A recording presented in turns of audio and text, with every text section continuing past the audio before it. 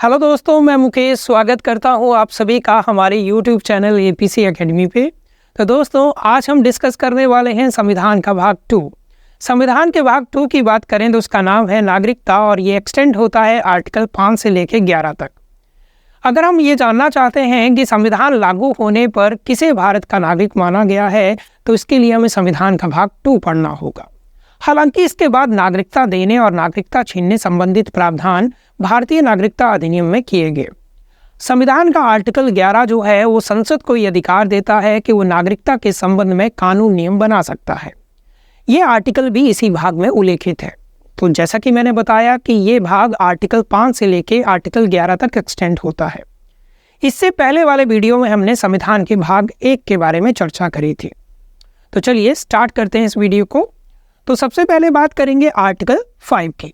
तो आर्टिकल 5 बात करता है कि जब संविधान लागू हुआ तो किस व्यक्ति को भारत का नागरिक माना जाएगा।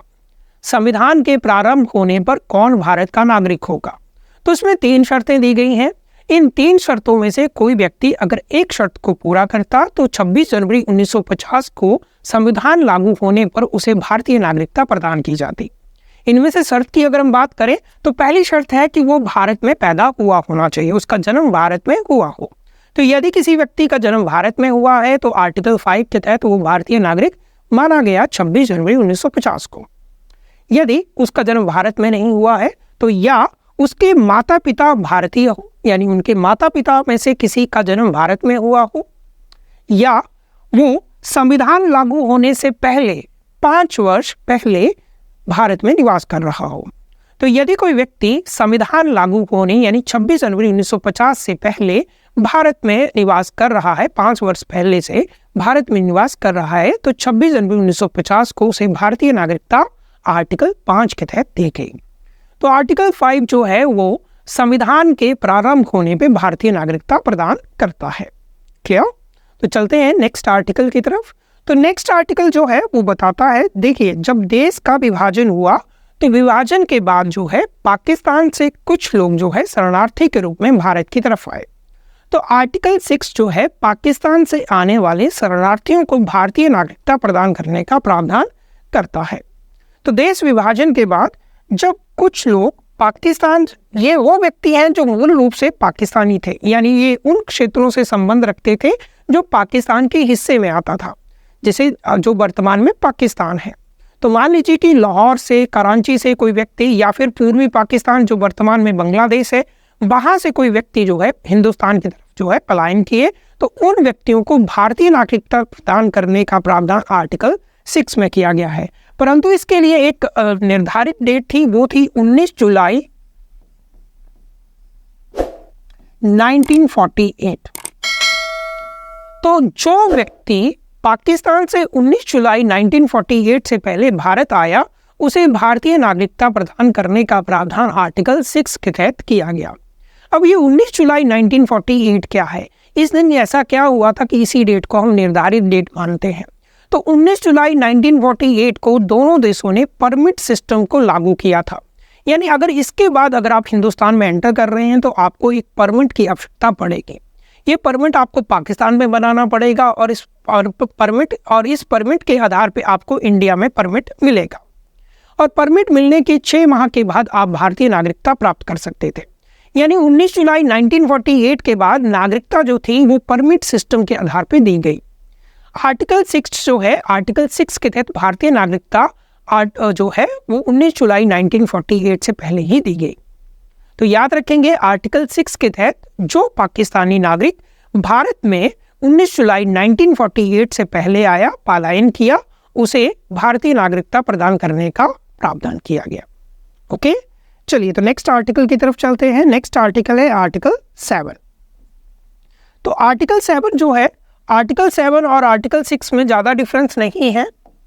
आर्टिकल 6 में कहा गया है कि जो पाकिस्तानी नागरिक, यानी जो मूलतः पाकिस्तानी थे और वो भारत आए, उन्हें भारतीय नागरिकता प्रदान करने का प्रावधान किया गया। जबकि मैं बात करूं आर्टिकल 7 की, तो आर्टिकल 7 में उन भारतीय नागरिकों को भारतीय नागरिकता देने का प्रावधान किया गया जो भारत को छोड़ के पाकिस्तान चले गए थे। तो जब देश का विभाजन हुआ तो कुछ लोग जो है हिंदुस्तान छोड़ के पाकिस्तान चले गए थे।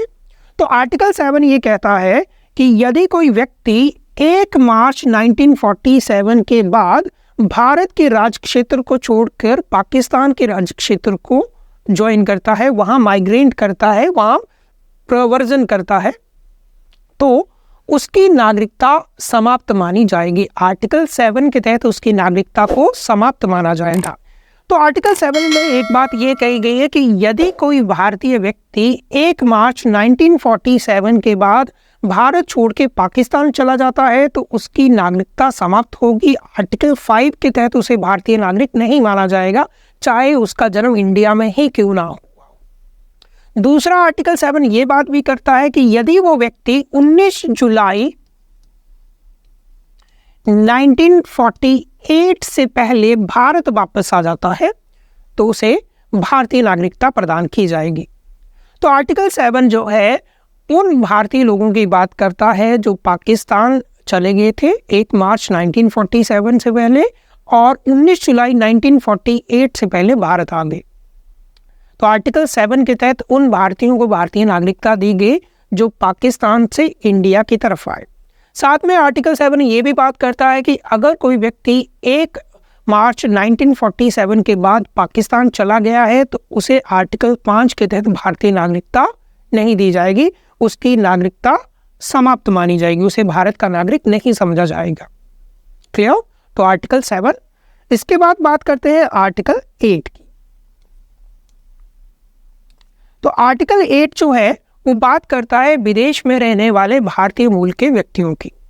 तो उस समय कुछ नागरिक जो थे, कुछ व्यक्ति जो थे वो विदेश में रहते थे, हालांकि वो भारतीय मूल के व्यक्ति थे। तो आर्टिकल 8 विदेश में रह रहे भारतीय मूल के व्यक्तियों को नागरिकता प्रदान करने का प्रावधान करता है। आर्टिकल 8 के तहत विदेश में रह रहे भारतीय मूल के व्यक्तियों को नागरिकता प्रदान करने का प्रावधान किया गया। तो इसमें भारत से बाहर रहने वाले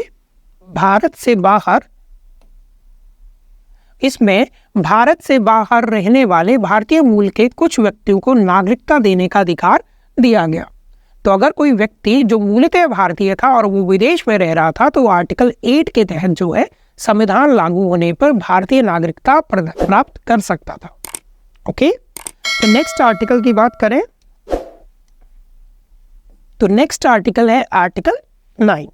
आर्टिकल 9 की बात करें तो आर्टिकल 9 में नागरिकता के समाप्त होने के बारे में प्रावधान किया गया है। आर्टिकल 9 कहता है कि यदि कोई भारतीय नागरिक किसी विदेश की नागरिकता को ग्रहण कर लेता है, किसी अन्य देश की नागरिकता को ग्रहण कर लेता है तो उसकी भारतीय नागरिकता स्वतः समाप्त मानी जाएगी। तो इसमें लिखा है कि विदेश राज्य की नागरिकता स्वेच्छा से अर्जित करने पे व्यक्तियों की नागरिकता का ना होना। अगर कोई भारतीय नागरिक स्वेच्छा से किसी अन्य देश की नागरिकता ग्रहण कर लेता है तो उसकी भारतीय नागरिकता स्वतः समाप्त मानी जाएगी और वो ना तो आर्टिकल 5, आर्टिकल 6, आर्टिकल 7 के तहत और ना ही आर्टिकल 8 के तहत जो है भारतीय नागरिकता प्राप्त कर सकता है। ओके, तो आर्टिकल 9 में जो है वो नागरिकता के समाप्त होने के बारे में बताया गया है कि अगर आप किसी अन्य देश की नागरिकता को ग्रहण करेंगे तो आपकी भारतीय नागरिकता स्वतः समाप्त मानी जाएगी। नेक्स्ट आर्टिकल की बात करते हैं। नेक्स्ट आर्टिकल है आर्टिकल 10। तो आर्टिकल 10 जो है आपकी नागरिकता का संरक्षण करता है और ये कहता है कि संसद के द्वारा बनाए गए किसी कानून के तहत ही किसी की नागरिकता को समाप्त किया जा सकता है। आर्टिकल 10 कहता है नागरिकता का बने रहना, नागरिकता के अधिकार का बने रहना, कि आप भारत के नागरिक हैं, आपकी नागरिकता बनी रहेगी। तो इसमें कहा गया है कि प्रत्येक व्यक्ति जो भारत का नागरिक है तो संसद के द्वारा बनाए गए किसी कानून के अतिरिक्त अन्य किसी प्रकार से उसकी नागरिकता को समाप्त नहीं किया जा सकता। यानी वो भारत का नागरिक बना रहेगा संसद के द्वारा बनाए गए कानून के तहत। अगर वो संसद के द्वारा बनाए गए कानून का उल्लंघन करता है तो वो भारत का नागरिक नहीं भी हो सकता है। यानी आर्टिकल 10 ये कहता है कि संसद के द्वारा बनाए गए कानून के तहत ही किसी की नागरिकता को समाप्त किया जा सकता है। तो एक तरह से ये नागरिकता का संरक्षण भी करता है कि कोई व्यक्ति विशेष किसी की नागरिकता का अंत नहीं कर सकता। आप भारत के नागरिक बने रहेंगे संसद के द्वारा बनाए गए कानून के तहत। अगर आप उस कानून का उल्लंघन करेंगे तो आप भारत के नागरिक नहीं रहेंगे। तो आर्टिकल 10 के तहत संसद के द्वारा बनाए गए कानून के अतिरिक्त अन्य किसी प्रकार से भारतीय नागरिकता को समाप्त नहीं किया जा सकता। अब नेक्स्ट आर्टिकल है जो कि काफ़ी एक जरूरी आर्टिकल है, आर्टिकल 11। आर्टिकल 11 वो आर्टिकल है जिसके तहत पे भारतीय संसद ने भारतीय नागरिकता अधिनियम बनाया है। इसके आधार पे भारतीय संसद ने 1955 में नागरिकता के संबंध में एक कानून बनाया, भारतीय नागरिकता अधिनियम। तो आर्टिकल 10 संसद को यह अधिकार देता है कि वो नागरिकता के संबंध में कानून नियम बनाए। तो इस आर्टिकल के तहत संसद के द्वारा नागरिकता के अधिकार का विधि द्वारा विनियमन किया जाना है।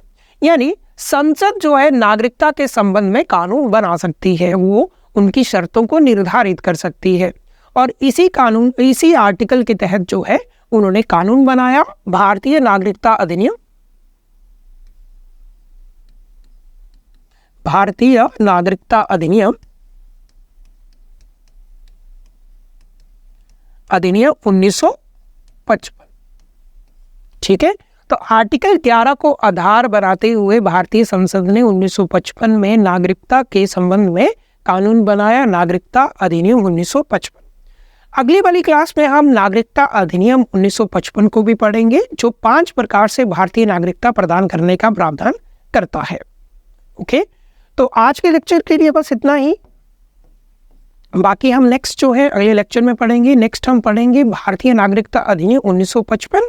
आई होप आपको ये लेक्चर अच्छा लगा हो। अगर ये वीडियो आपको अच्छा लगे तो इसे लाइक, शेयर और कमेंट करें और हमारे चैनल को सब्सक्राइब करें।